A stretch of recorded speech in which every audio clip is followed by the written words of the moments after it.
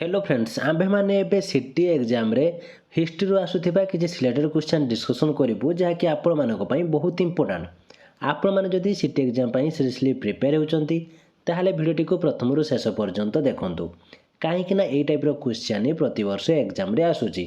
आपण माने जदि प्रतिदिन एई भଳି भिडियो देखिबा को चाहुचंती ताहाले हम चैनल को सब्सक्राइब करंतु एवं नोटिफिकेशन बटन को ऑन करि रखंतु जा फଳରେ नेक्स्ट भिडियो जेतले भी अपलोड हबो आपण माने जानि परिबे और आप एग्जाम प्रिपेरेसन हो पारे।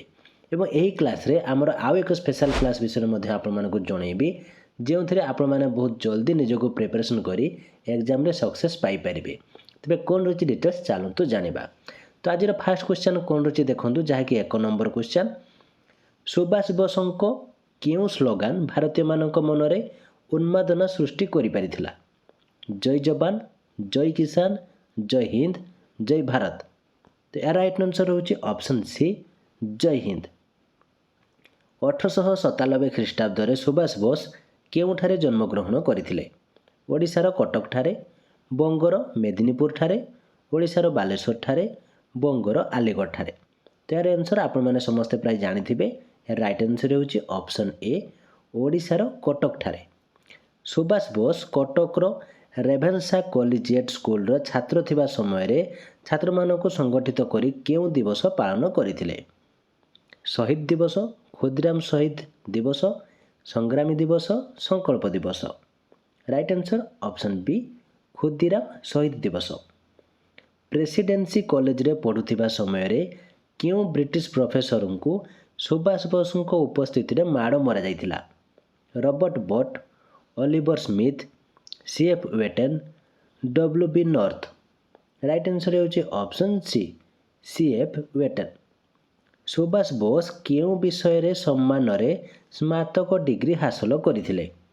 दर्शन शास्त्र, इतिहास, अर्थनीति, इंग्राजी। राइट आंसर होची ऑप्शन ए दर्शन शास्त्र। केबे सुभाष बोस आईसीएस परीक्षा रे उत्तीर्ण होइथिले? 1919 मसीहा, 1920 मसीहा, 1921 मसीहा, 1922 मसीहा। राइट आंसर होची ऑप्शन बी 1920 मसीहा। निम्नोक्त व्यक्ति मानक मध्यरु किए सुभाष बोसों राजनैतिक गुरु थिले? Most important question. निम्नोक्त व्यक्ति मानक मध्यरु किए सुभाष बोसों राजनैतिक गुरु थिले? कमलाकांत बागची, विमलेन्दु भट्टाचार्य, सुरेंद्रनाथ बोस, चित्तरंजन बोस। राइट आंसर होची option D Chittaranjan Bose. Next question देखंतु कोन रहिछि 1923 मसीहा रे सुभाष बोस केउ पदवी अलंकृत करथिले? जातीय कांग्रेस रो सभापति, बंगला प्रादेशिक कांग्रेस कमिटीर संपादक, कलिकता नगर निगम रो निर्वाही अधिकारी, सर्वभारतीय श्रमिक कांग्रेस रो अध्यक्ष। राइट आंसर होची ऑप्शन बी बंगला प्रादेशिक कांग्रेस कमिटीर संपादक। तो फ्रेंड्स आपन जदि एई टाइप रो बहुत गुड सिलेक्टेड क्वेश्चन पाया पई चाहउचंती एवं सब्जेक्टिव क्लास करिया पई चाहउचंती ताले आपन माने हमर स्पेशल क्लास रे जॉइन हे परिबे। एई स्पेशल क्लास रे जॉइन हेले आपन माने सिलेबस वाइज सब्जेक्टिव क्लास सहित study material free PDF previous year question सह व्हाट्सएप सपोर्ट पाई जिवे और ता सहित आपन को मध्य लाइफ टाइम एक्सेस दिया जिवो जा फल रे आपन माने भलो भाबरे निजको बहुत कम समय रे प्रिपरेशन करि परिबे। एग्जाम रे 100% सक्सेस पाई आपनकर टीचर बा स्वप्न को मध्य पूर्ण करि परिबे। ए क्लास रे जॉइन होया पई चाहुथिले देइतो व्हाट्सएप नंबर रे जॉइन लेखि मेसेज करंतु नहले वीडियो रो डिस्क्रिप्शन रे मध्य जॉइन लिंक दे जाइछि सेटा रे क्लिक करी मध्य डायरेक्ट आपन माने जॉइन हे परिबे। तो चलंतु एबे हम क्वेश्चन पर जिबा। हमर क्वेश्चन कोन रहिछि 1924 मसीहा रे इंग्रेज सरकार सुभाष बोसों को विप्लवात्मक कार्यकलाप पई बंदी करी केउ जेल रे रखिथिला? पंजाब रो तिहार जेल, कोलकाता रो हजारीबाग जेल, बर्मा रो मांडेले जेल, थाईलैंड रो बैंकॉक जेल। राइट आंसर होची ऑप्शन सी बर्मा रो मांडाले जेल। सुभाष बोस भारतीय जातीय कांग्रेस केउ अधिवेशन रे सभापति मनोनीत होइथिले? हरिपुर अधिवेशन, त्रिपुरा अधिवेशन, कोलकाता अधिवेशन, पाटना अधिवेशन। तो यार राइट आंसर होची ऑप्शन ए हरिपुर अधिवेशन। निम्नोक्त केउ कारण पाई सुभाष बोस कांग्रेस त्याग करथिले?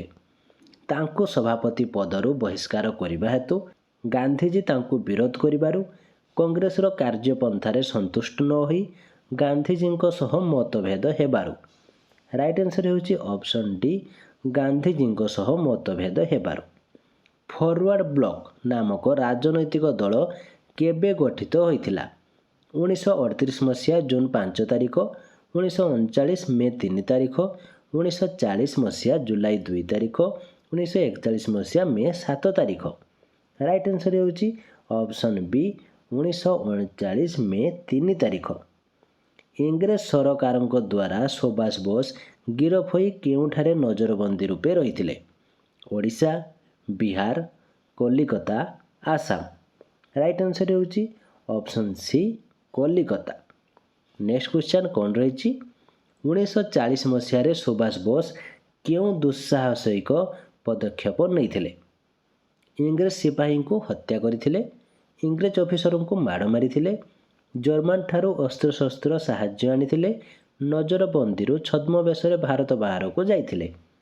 ରାଇଟ୍ ଆନ୍ସର୍ ହେଉଛି ଅପସନ୍ ଡି, ନଜରବନ୍ଦୀରୁ ଛଦ୍ମବେଶରେ ଭାରତ ବାହାରକୁ ଯାଇଥିଲେ। ସୁଭାଷ ବୋଷ ସ୍ୱାଧୀନ ଭାରତ କେନ୍ଦ୍ର କେଉଁଠାରେ ପ୍ରତିଷ୍ଠା କରିଥିଲେ? Berlin, Balochistan, Moscow, Tokyo. Right answer ହେଉଛି ଅପସନ୍ ଏ, ବର୍ଲିନ। କେଉଁ ସରକାରଙ୍କ ସହାୟତାରେ Subhash Bose Free India Army ଗଠନ କରିଥିଲେ? ଜାପାନ, ଜର୍ମାନୀ, ରୁଷ, ଆଫଗାନି। ରାଇଟ୍ ଆନ୍ସର୍ ହେଉଛି ଅପସନ୍ ବି, ଜର୍ମାନୀ। ଜୟ ହିନ୍ଦ ଧ୍ୱନି କେଉଁ ଉଦ୍ଦେଶ୍ୟରେ ବ୍ୟବହୃତ ହୋଇଥିଲା? ଭାରତ ମାତାର ଜୟ ସୂଚକ, ହିନ୍ଦୁସ୍ତାନର ଜୟ ସୂଚକ, ଅଭିବାଦନ ସୂଚକ, ଗାରିମା ସୂଚକ। ରାଇଟ୍ ଆନ୍ସର୍ ହେଉଛି ଅପସନ୍ ସି, ଅଭିବାଦନ ସୂଚକ। ସୁଭାଷ ବୋଷ କାହା ମାଧ୍ୟମରେ ତାଙ୍କର ପ୍ରଥମ ଗୁପ୍ତ ବେତାର ବାର୍ତ୍ତା ବିଶ୍ୱବାସୀଙ୍କ ନିମନ୍ତେ ପ୍ରସାର କରିଥିଲେ? ଆଜାଦ ହିନ୍ଦ ରେଡ଼ିଓ, ଆଜାଦ ହିନ୍ଦ ସମ୍ବାଦ, ଆଜାଦ ହିନ୍ଦ ପତ୍ରିକା, ଆଜାଦ ହିନ୍ଦ ସମାଚାର ଦର୍ପଣ।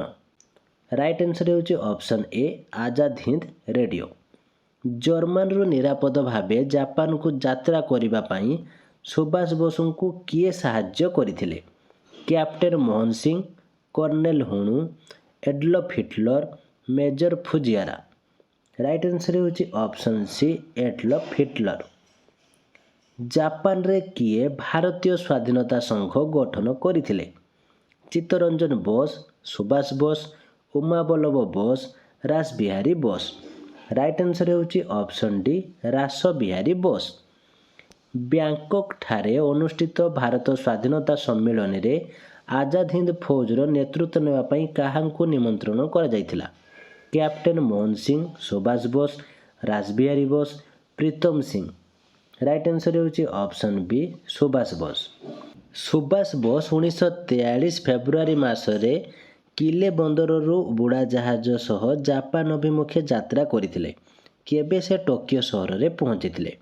1943 ମାର୍ଚ୍ଚ 13, 1943 ଏପ୍ରିଲ 13, 1943 ମେ 13, 1943 ଜୁନ୍ 13। ଏହାର ରାଇଟ୍ ଆନ୍ସର୍ ହେଉଛି option D, 1943 June 13।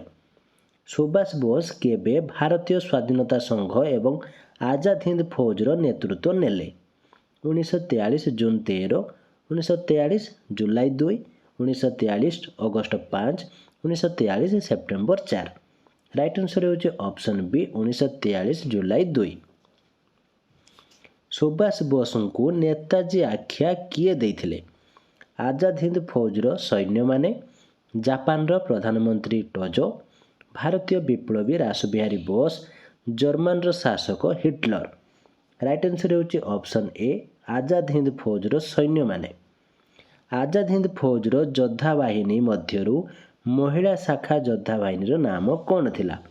Indira brigade, Durgavati brigade, Jhansi Rani brigade, Padmavati brigade.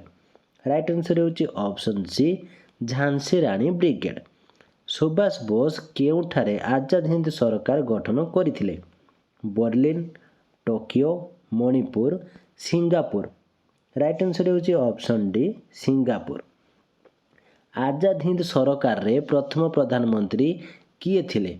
Mohan Singh, Subhash Bose, Rashbehari Bose, Jawaharlal Nehru. Right answer ହେଉଛି ଅପସନ୍ ବି, ସୁଭାଷ ବୋଷ। ନିମ୍ନୋକ୍ତ ଉକ୍ତି ମଧ୍ୟରୁ କେଉଁ ଉକ୍ତିଟି ସୁଭାଷ ବୋଷଙ୍କର ଥିଲା? ଦିଲ୍ଲୀ ପଥ ହେଲା ସ୍ୱାଧୀନତାର ପଥ, କର ବା ମର, ପ୍ରାଣ ଯାଉ ନା ବଚନ ରହୁ, ମରିବ ପଛେ ମାଟି ଛାଡ଼ିବ ନାହିଁ। ରାଇଟ୍ ଆନ୍ସର୍ ହେଉଛି ଅପସନ୍ ଏ, ଦିଲ୍ଲୀ ପଥ ହେଲା ସ୍ୱାଧୀନତାର ପଥ। ନିମ୍ନୋକ୍ତ ମଧ୍ୟରୁ କେଉଁଟି ଆଜାଦ ହିନ୍ଦ ଫୌଜର ବିପର୍ଯ୍ୟୟର କାରଣ ହୋଇଥିଲା? ସୁଭାଷ ବୋଷଙ୍କ ବିମାନ ଦୁର୍ଘଟଣା, ବ୍ରିଟିଶ ସୈନ୍ୟବାହିନୀର ପ୍ରଚଣ୍ଡ ଆକ୍ରମଣ ଫଳରେ, ଦ୍ୱିତୀୟ ବିଶ୍ୱଯୁଦ୍ଧରେ ଜାପାନର ପରାଜୟ ଫଳରେ, ଆଜାଦ ହିନ୍ଦ ଫୌଜ 3 ସେନାଧ୍ୟକ୍ଷଙ୍କ ଗିରଫ ଫଳରେ। ରାଇଟ୍ ଆନ୍ସର୍ ହେଉଛି ଅପସନ୍ ସି, ଦ୍ୱିତୀୟ ବିଶ୍ୱଯୁଦ୍ଧରେ ଜାପାନର ପରାଜୟ ଫଳରେ। ସୁଭାଷ ବୋଷ କେବେ ବିମାନ ଦୁର୍ଘଟଣାର ସମ୍ମୁଖୀନ ହୋଇଥିଲେ? 1945 ଅଗଷ୍ଟ 8 ତାରିଖ, 1945 ଅଗଷ୍ଟ 18 ତାରିଖ, 1945 ସେପ୍ଟେମ୍ବର 8 ତାରିଖ, 1945 ନଭେମ୍ବର 18 ତାରିଖ। ରାଇଟ୍ ଆନ୍ସର୍ ହେଉଛି ଅପସନ୍ ବି, 1945 ଅଗଷ୍ଟ 18 ତାରିଖ। ସୁଭାଷ ବୋଷଙ୍କ ଆଜାଦ ହିନ୍ଦ ଫୌଜ କେଉଁଠାରେ ଭାରତୀୟ ପତାକା ଉତ୍ତୋଳନ କରିଥିଲେ? ଫରମୋଜ, ଇମ୍ଫାଲ, ଆରକନ, କୋହିମା। ରାଇଟ୍ ଆନ୍ସର୍ ହେଉଛି ଅପସନ୍ ଡି, କୋହିମା। ତ ଫ୍ରେଣ୍ଡସ୍, ଏ ସମସ୍ତ କ୍ୱେଶ୍ଚନ୍ ଆପଣମାନଙ୍କ ପାଇଁ ବହୁତ ସିଲେକ୍ଟିଭ୍ କ୍ୱେଶ୍ଚନ୍ ଏବଂ ବହୁତ ଇମ୍ପୋର୍ଟାଣ୍ଟ ମଧ୍ୟ। ଆପଣମାନେ ପୁଣି ଥରେ ଭିଡ଼ିଓଟିକୁ ପ୍ରଥମରୁ ଶେଷ ପର୍ଯ୍ୟନ୍ତ ଭଲ ଭାବରେ ଦେଖିଦିଅନ୍ତୁ ଓ ସମସ୍ତ କ୍ୱେଶ୍ଚନ୍ ଆନ୍ସର୍କୁ ଭଲ ଭାବରେ ପ୍ରାକ୍ଟିସ୍ କରିଦିଅନ୍ତୁ। ଆପଣମାନେ ଯଦି ଆମ ସ୍ପେଶାଲ୍ କ୍ଲାସ୍ରେ ଜଏନ୍ ହେବା ପାଇଁ ଚାହୁଁଛନ୍ତି ତାହେଲେ ଦେଇଥିବା ହ୍ୱାଟ୍ସଆପ୍ ନମ୍ବରରେ ଜଏନ୍ ଲେଖି ମେସେଜ୍ କରନ୍ତୁ, ନହେଲେ ଭିଡ଼ିଓର ଡେସ୍କ୍ରିପ୍ସନ୍ରେ ମଧ୍ୟ ଜଏନ୍ ଲିଙ୍କ୍ ଦେଇଛି, ସେଠାରେ କ୍ଲିକ୍ କରି ମଧ୍ୟ ଡାଇରେକ୍ଟ ଆପଣମାନେ ଜଏନ୍ ହୋଇପାରିବେ। ତ ଇଏ ଥିଲା ଆଜିର କ୍ଲାସ୍ଟି କେମିତି ଲାଗିଲା ଏବଂ ଯଦି କିଛି ଡାଉଟ୍ ଥାଏ ଆପଣମାନେ କମେଣ୍ଟ ବକ୍ସରେ ନିଶ୍ଚିତ ଭାବରେ ଜଣାନ୍ତୁ। ଭିଡ଼ିଓଟି ଭଲ ଲାଗିଥିଲେ ଲାଇକ୍ କରନ୍ତୁ ଏବଂ ଆପଣମାନଙ୍କର ସାଙ୍ଗସାଥି ଯଦି ସିଟି ପାଇଁ ପ୍ରିପେୟାର ହେଉଛନ୍ତି ତାହେଲେ ସେମାନଙ୍କୁ ମଧ୍ୟ ସେୟାର କରନ୍ତୁ, ଯାହାଫଳରେ ସେମାନେ ମଧ୍ୟ ନିଜକୁ ଏକ୍ଜାମ୍ ପାଇଁ ପ୍ରିପାରେସନ୍ କରିପାରିବେ। ଓ ଆପଣ ଯଦି ଆମ ଚ୍ୟାନେଲ୍ ନୂଆ ଅଛନ୍ତି ତାହେଲେ ଆମ ଚ୍ୟାନେଲକୁ ସବସ୍କ୍ରାଇବ୍ କରି ନୋଟିଫିକେସନ୍ ବଟନ୍କୁ ଅନ୍ କରି ରଖନ୍ତୁ। ଯେତେବେଳେ ଆମ ଚ୍ୟାନେଲ୍ ଭିଡ଼ିଓ ଅପଲୋଡ଼ ହେବ ଆପଣମାନେ ଜାଣିପାରିବେ ଏବଂ ଆପଣଙ୍କ ଏକ୍ଜାମ୍ ପାଇଁ ମଧ୍ୟ ପ୍ରିପାରେସନ୍ ହୋଇପାରିବେ। ତ ଆଜି ପାଇଁ ଏତିକି, ଥ୍ୟାଙ୍କ ୟୁ।